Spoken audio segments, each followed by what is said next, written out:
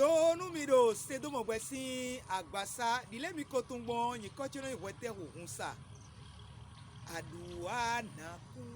bodando weduo wekunaku o bo aiso bodu nueje gudo ton le non vidoto Undogbewe fofoche vivena René Sobosi ma joie sans fin Sédo agumbatiston alegleta ton ji Nuewe mina kendo egbe o edie Gbetodu ati sisen Gbeto uwe do mau Eteka je gudoton Mimoa Chubonu mina yi Nukambi energy o Mina do koro pobodole Mau so wato yi jeto dele Alo mau kotime to yi jeto dele Yewa yi nwulande le ko intoji nu ma sogbe ma poto de le ko intoji we mina dolo bodole ma ho ma mi ton le gbeto wa down do tuton le gbeto da lo tuton le ji bo nu ene ye do yo enodole de ma udo nu gbeto le we ne enadu ati sisen de yo enaku le ekunka ku o ma o makaro da tingba o mo gbeto lewe di onu do ma o ko ma me nu mere do mo nu mi gbere hu mi no cambio e do me ka di onu le fite ka di o de we tenu e ka di o ete uwe zomba e ka di o ne ka di o gbon onu ye ton ape ye so sin do ko Mana nugbonu mi eindo nukunu mamo jenu me dogo nu me o ewe no do lili me mon koton le kwe ma o ko ma odo kuo atonji we de kunu koton ye kunu koton gbe negbe do wende ma o san fo gbe wa do jipa o me gbon tin we o ye hombo ibe andorole gbe ne gbe yin asanu koton egbe we mawu ewado jipa megbon dinwe huye mo mawu gbere ache huye se mawu sanfo gbe pon gbere ache ne ka gbonbo ye hon kunu koton ne kan chicha iton podo mawu po enwe ye sodo kan chicha podo mawu pa ni mawu ma gba ma dagbe sedo ye a o eso si ku do kodo ma o si gbe me a kunu kotone ewe zombo egbe dion ahen ana nomlo zano kwaji po me do popo alo po me de lepo mina do kwe kla do po me alo sla do po me bona do yiwe bona do mide mo uwa e do me mon koton ema do kan chicha podo kondo popo alo ma do kan chicha dagbe podo ma opo bon Jésus Christ dit dile ma ko ma do gbon do ale nu akoje we ma yoyo me ahon me ne o ti yo eni ma gba wole do ma ki gbe do nu me ba javalu avoa bonado me ne o ki yo eni aha ene me kuku weni me de so do gba me o kere me kuku wa me mano kan chicha de bukodo ma opo a o eku kunu koton re ku ego ewe indole enaku gba ena di me emi ba Adam do gba me fi di kaka gbon fi bi o mi na mo Adam a ete otu Adam ko ku etoko di hun tu an evu ko ku ye toko di hun tu an amo de yin ko da iyo elevu ahuzu ko ku ego re ene o me bitun ele poropo einole ano chio yimo do gbemefi kaka bo gato wa ko ba go sin fi bo ku de no ku be no di me o ene o nu amado wegbo podo ma opogbon Jésus Christ ji dile akoje ma yoyo dogbon ahon ene o ana kuku atongo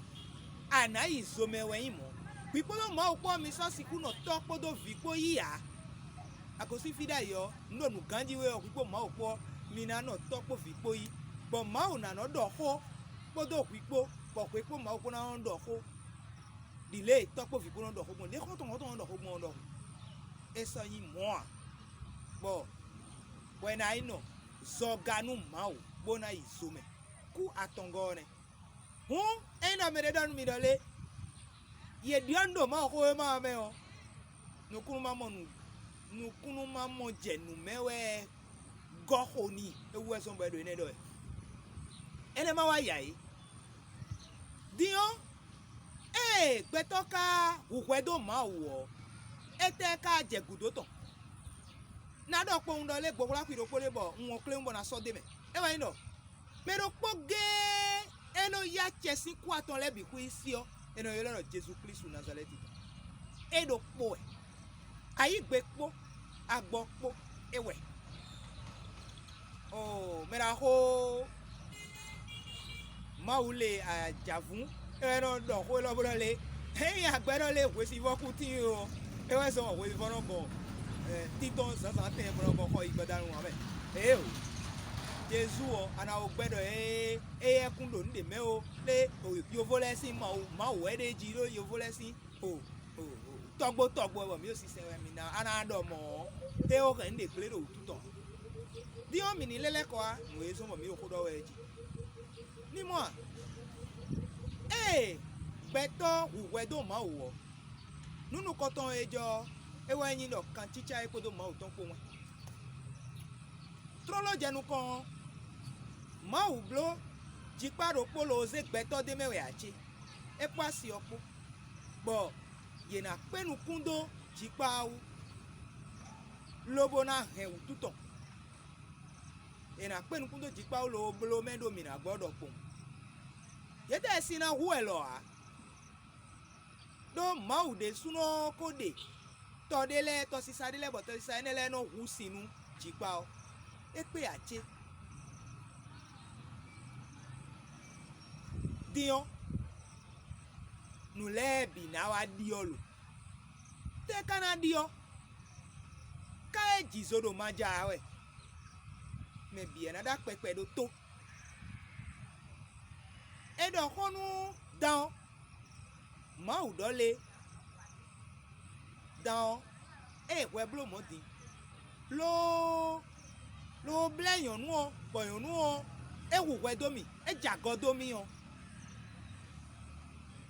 nuena ka hwe odie asa notea adogo we ano sana lo na ndo afututu bedo koro pobrole kena je wi podo yon nu opoteti bo vi sunu ton na ta fo ta to eji bo we o anakan afogbenuton du ana handu afogbenuton vi sunu yon nu oto ene kodo ede o Jesus Christ Nazareth ton kodo wede edo po ge ewe wa tafo dan ho si taji lo gbidi mo ye wo ko do nu mi one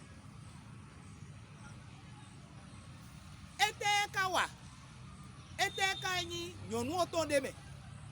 yonu o nu eje gudo ton nu eye odi erale e me wiwe do ati sisen aye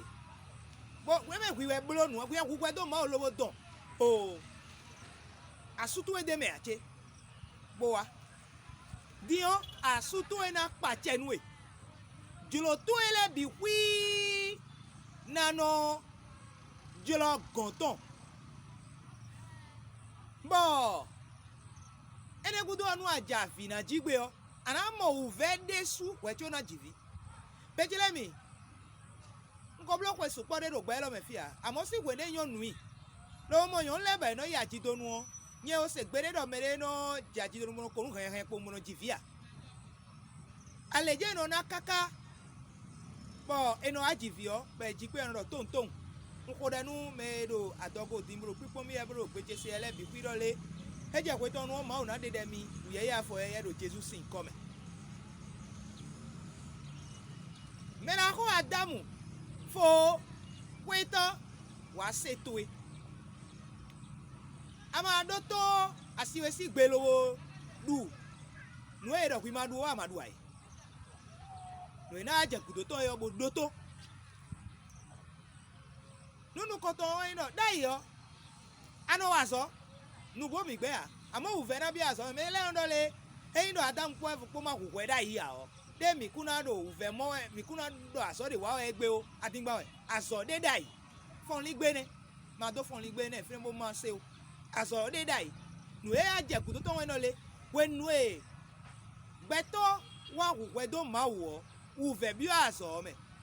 uve we no le me da ko ana kwa de no nu ko kwe chiwo na du ti meto ene amo uve de suta ai kun gbo e ya nle lowo na du nu ena de nto nu amo ena wu kan supo ele edo gbe njadi edo de me amo nu kan kwa gbe nyaja we wo so atno le un kan na kren mi si uve ne e mo hu